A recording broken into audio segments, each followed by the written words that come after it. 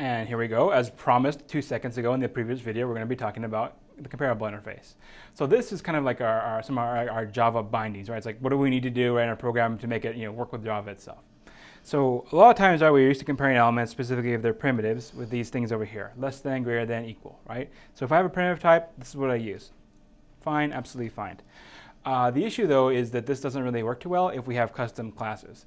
And if we want to think about having an algorithm that looks at compound data, right, stuff that's complex, something like a date, well, I can't just do this is day less than or greater than this other day or this date because there's a lot of different parts to it. Right? I have day, month, year. I need a little bit more. And so the way they handle that in Java is something called the comparable interface. So the comparable interface is an interface that your classes can extend in order to say to Java, I support comparison. For two of my objects, I can tell you what order they go in. So this is the interface over here. So this is what, if you go and look in the Java API, this is what you see. The interface is really simple. It just has one thing in there. It has compare to. So here, right, so the name of the interface is comparable. The T in there, that generic, is basically the type information for comparable with what. Typically, if you're sorting an array, we want to basically have our types be comparable with themselves. So if I put in a date, that date should be comparable with another date. So that row we'll kind of fill in right when we implement it. O is basically just the name of the object. We don't have to worry about it too much. We'll go through the sample code that implements this in a second. So this interface, right, just requires this one method, right? And then there are 3 different return values you can possibly have from it. So you can return -1, 0, or 1. So you get -1 if v less than w, 0 if v and w are equal, and then 1 if v is greater than w.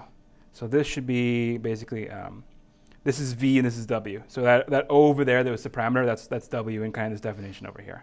So depending on what is the ordering, right? Do this less than or greater than or equal to, it'll return me a different value.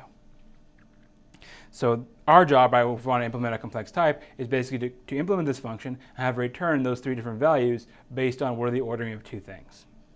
Note that if you have some sort of an issue where you're trying to compare things that aren't comparable, so if you're trying to compare like a string with a number or something like that, you should throw an exception, right? So this is kind of a safety thing. If the user is trying to do something that's a legal operation that doesn't make any conceptual sense, you should warn them, right? You should throw an exception. You should tell them that this is not valid. All right, so let's take a look at implementation just really quick. So this is a little example here. So I have basically my date class, and you'll notice it implements the comparable from before. And key, right, this templated type over here, right, set to date. So basically a date is comparable with a date. All right, so I have in here basically 3 pieces of data, month, day, year. That's all good. Constructor sets it up. That's all good. That's basically just trivial code. And then I have this, right? So this is my implementation of the interface from earlier.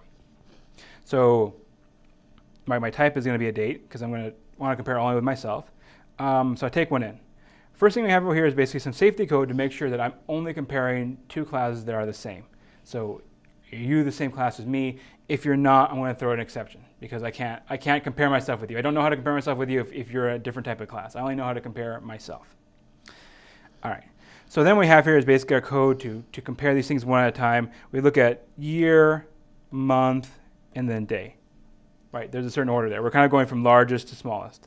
So large to small, and so here it's like, well, if this year is less than this year, return -1. If this year is greater than this year, return +1, right? So we're doing that sorting, right? We want to get them basically in chronological order. We start by the year because that's the biggest increment, right? And then we compare them and see are they greater than or less than, right? And if they are, right, then we can return -1 or +1. If those 2 are both false, that implies the year is the same. Well, if the year is the same, then we look at the month, right? We do the same thing. Look at the month, right? That's kind of the next biggest unit. Is it bigger? Is it greater? Is it bigger? Is it smaller? Is it equal? If it's bigger or smaller, we can return. Otherwise, if it's equal, we have to go down to day. I mean, then it's like, is it bigger or smaller? And then, if all these end up being the same, right? Then we end up returning a 0. So basically, it's like if all those 3 match up, right? None of those. There's never kind of an ordering mismatch among any of those 3 components. Then we get to say it's the same.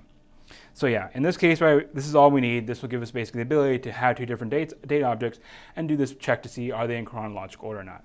So there you go. This is an example of implementing the comparable interface in Java.